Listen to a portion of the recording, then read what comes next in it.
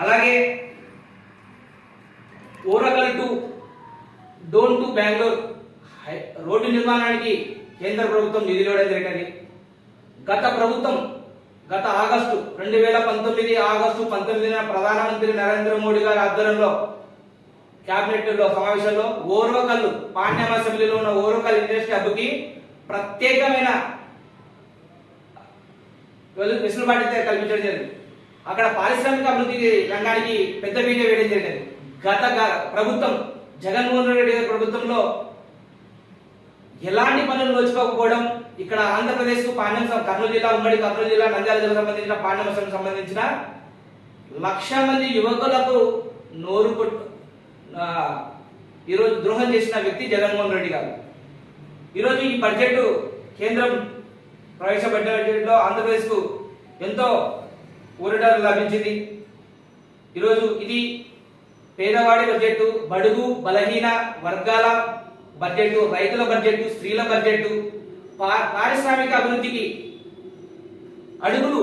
అంటే గతంలో చూసాం మనం, మన్మోహన్ సింగ్ ప్రభుత్వంలో చూసాం, ఎక్కడో ఈ దేశంలో 138వ స్థానంలో ఉండేది.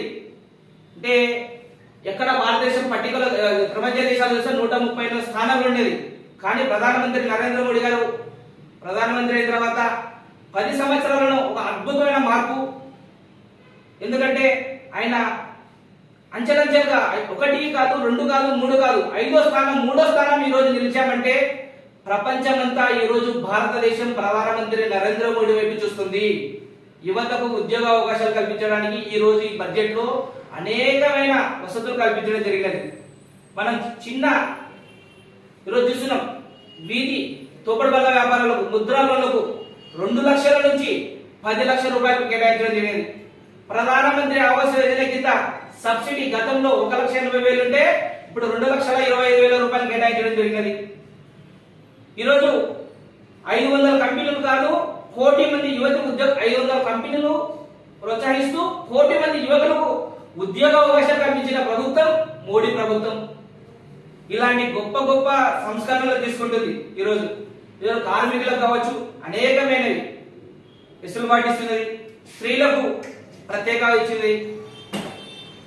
రైతులకు ఈరోజు ప్రాధాన్యత ఇచ్చిన బడ్జెట్. ఈ బడ్జెట్ దేశం అభివృద్ధి వైపు ప్రయాణించడానికి ఎంతో దోహదపడుతుందని చెప్తున్నాం. ఇప్పుడే మనం చూసాం, ఇందాకనే మన ఆంధ్రప్రదేశ్ ముఖ్యమంత్రి వర్యులు నారా చంద్రబాబు నాయుడు గారు అద్భుతమైన ఒక సందేశాన్ని ఇచ్చడం జరిగింది. ఆంధ్రప్రదేశ్ గత ప్రభుత్వం చేసిన అక్రమార్పుల వలన ఆంధ్రప్రదేశ్ ఎక్కడో చివరి స్థానానికి వెళ్ళింది. ముఖ్యమంత్రి గారు చెప్తూ, ఆంధ్రప్రదేశ్ ముఖ్యమంత్రి చంద్రబాబు నాయుడు గారు చెప్తూ, వెంటిలేటర్ల మీద బతికే ఆంధ్రప్రదేశ్ కి ఇప్పుడిప్పుడే ఆక్సిజన్ అందుతుంది. ఆ ఆక్సిజన్ అందించిన ఘనత నరేంద్ర మోడీది, నిర్మలా సీతారామన్ బడ్జెట్ అని చెప్పడం జరిగింది.